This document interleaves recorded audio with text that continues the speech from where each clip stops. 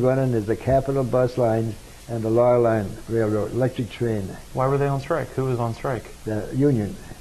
Because the war was over. That they're going to pull the rank. Like we say, pull rank. They were there.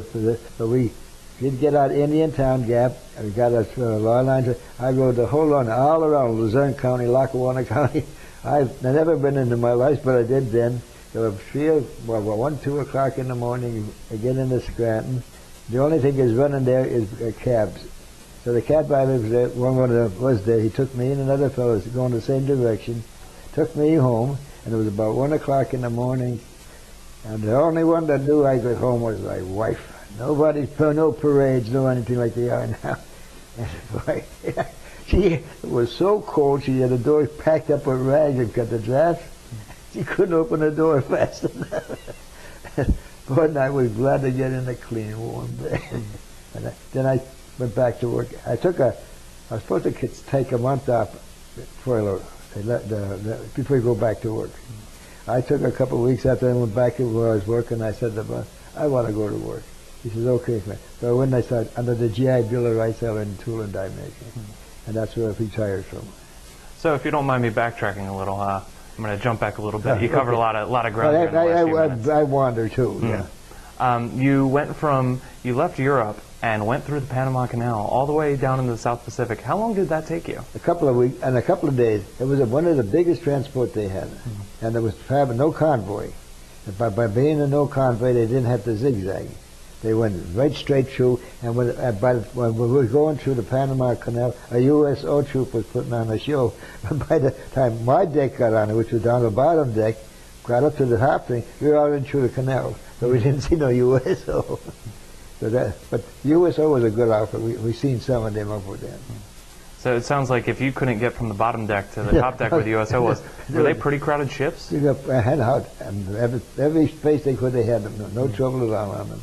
And I figured, and then when we were going, I figured, coming home, we came home on the Pope. That was supposed to have been the biggest troop transport made. And I said, I got the bottom deck. The bunk, I took the bottom bunk, what a mistake. I forgot the guy on the top was seasick. Really? Yeah. Oh, wow. How packed in were you guys? Well, like this, like side. Enough to lay down? Yeah, so all you could do was sit there, lay down, or hang over the side of the bed. But I was on the bottom, right down here. So when I come down, maybe 10, 15 feet high, and the guy joined, maybe someone else. It was a bit of a chain reaction. One guy sees, one guy. I joined them. But when we went to Europe, we went to the USS Argentina. It was a converted South American pleasure boat, and that was small. I didn't get sick on that. Because it was a pleasure cruise. Yeah, because the guy up my guard duty was at the kitchen. And he was from New Jersey, and he kept feeding me, eat, eat, eat. So that's what I was doing, eat. And I kept my stomach full. And that's what the guys made the mistake. They didn't eat anything. For the eating, they took a lot of liquid. But the only time I got sick when we were going over to England, from Europe, from here to the United States, some wise guy, when we were all on stand, he said, all right, everybody, let's go there. 1, 2, 3, heave. 1, 2, 3. Did it in unison. Everybody heaved. Regardless of who was in front of you or not. Up until then, nobody was sick. That's what he induced it. But I had some good times, but thank God I come through it. I was safe on that. Came through healthy. You're still with us today. Yeah. And we come home, after we were home, 3 years after that, we had our first girl, then we had another girl. So now I got 2 girls and 2 grandchildren. A 25-year-old girl going to University of California to be a psychiatrist, and a 25-year-old grandson going to Philadelphia, McGee, not McGee, Mellon. He's going over there. He's graduating now. And me, I'm a retired list. Like, I'm retired. I can't go home because my family's not at home. My wife, my daughter lives down here in Philadelphia area, and the other one's in California. So everything outside of that is going easy. And that's what else I can say. I thank God I came home safely. Yeah. When you were in Japan, you said you would have been part of the invasion force. You went just after the first bomb fell. No. Oh. After the first bomb, we were after. Oh yeah, we went after. Mm-hmm. I think after the second bomb. Now Nagasaki too. They went in, and then when we were there, because we were getting come home, we took over the state. MacArthur was supposed to put his first cavalry outfit in, and we took it over. We were the first engineer outfit in Japan. Mm-hmm. So we got a replacement going home. They didn't have us do any darn thing, no assignments or anything. I went on an assignment. Oh, I think it was after 5 minutes work, out 5 hours to put a window in a building that was knocked out, and I didn't do it. The Japs did it. So we were just killing time coming home. Rode the streetcar, rode the subway. We were every means of transportation but a boat in Japan that one day. Did you have more contact with the Japanese people than you did the people in Europe? Was there a little bit more fraternization, or was it still strict? They were very polite.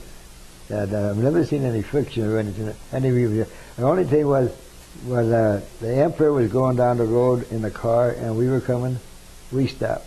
That was a courtesy to him. And I think that was another good thing, good diplomacy with the people saying, hey, well, he's doing that with the emperor, we do the same thing to him. So we never had any problems with him. Then when we were going home, we found out they turned the school open to the kids, to the public, and the kids were enjoying it. Because they told us not to let anybody in for a while then. What kind of engineering jobs were you doing in Japan? We put the windows, fixed up the stadiums, and as a matter of fact, I pulled sergeant of the guard in Tokyo, and I was only a corporal. So it was then an honor in a way that I could do that, and then another way, I found out later when the corporal said, Sarge, you take over the day shift, I'll take over the night shift. I said, sure. The bugger I found out a couple of months later, he went into the stock room, he saw the stuff on the stock on the black market. He made money. How much time did you spend in Japan? A couple of months, that's all. A couple of months. Yeah, we went I was home for Christmas for that same 45. So after years of being told you'd be home for Christmas, you were finally home for Christmas. Yeah, it was December the 10th. So I was home for Christmas. How did, you had mentioned there were a lot of strikes going on. Was some of it celebratory? Was there resistance? Was there a tough time transitioning from the soldiers coming home and trying to get their jobs back? I don't know. It wasn't no problem for me. I fell right into it. Like I said, I took a couple of weeks off from work and then got tired of hanging around and went to work. So maybe sometimes I didn't keep hanging out the bar room. I never liked the pool room, so I'd stay at home. I was a married man. That's where I stayed. And then we had our kids, and that's when I enjoyed living. I'm sure your wife was happy to see you come home. How did the community receive soldiers coming home? Were you all welcome? Did they?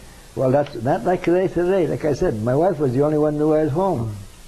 There's no parades out for me, not even in the bus stop. Not even two guys from the Legion under there. Nobody was around to visit us. But like not to come out. Like after I was out of the Army in '47, I joined the VFW. I commanded the VF Post 105 in Scranton, over 2,000 members. So now when they go out, they make sure they have a funeral for the veterans when they pass away, and they have parades. Like on every Memorial Day, we used to have services at the park honoring all the veterans of World War I, II, even all the way back to the Civil War. So that was pretty good. Is there anything you'd like to share with us further that we didn't touch on today? Well, I don't know, but well, sure you will. We can look through this if you'd like. Yeah. What we have here, for those of you watching this, we have some of his memorabilia that he's collected over the years, including some personal photographs and other personal items that he's put together in a book for us. Our engineer outfit has the record of being the most traveled engineer outfit in the Army history, because we went from Europe to Japan and then all around. That's why a lot of us are here. And here are pictures in San Antonio, Texas. I was down in there. That was a beautiful place. That was a good. As a matter of fact, that was the only place I was allowed to have my wife with me. So we rented a room, and when we come back, I getting ready to get shipped out of there. And the lady said to my wife, "Will you stay here, take care of my daughter Well, your husband's overseas. My wife said, I'm going home to my mother. So she went home to her mother. Is this your wife?